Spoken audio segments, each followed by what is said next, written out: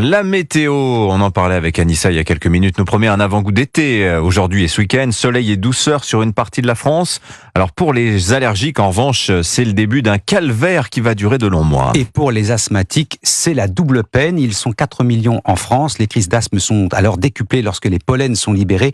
Eh bien, les chercheurs du CNRS ont identifié la molécule responsable, découverte qui ouvre la voie à un futur traitement. Yasmina Katou. La TL1A, c'est le nom de cette molécule qui tapisse les poumons. La molécule fait partie d'une famille en particulier, les alarmines. Si elle porte ce nom, c'est parce qu'en présence d'allergènes, elle s'alarme pour activer le système immunitaire, explique Jean-Philippe Girard, directeur de recherche INSERM et co-auteur de l'étude. Le poumon produit de base chez vous, chez moi, ces molécules qui sont prêtes à être libérées, lancer le signal d'alarme. Ce côté alarme, c'est ça qui fait que ça déclenche toute l'inflammation. Chez les asthmatiques, ça fait des exacerbations de l'asthme. Ils peuvent aller à l'hôpital et il y en a qui peuvent décéder, suivant la gravité de la maladie. D'autant que parmi les 4 millions d'asthmatiques, 1 sur 2 ne répond pas au traitement classique et risque une réaction allergique très forte.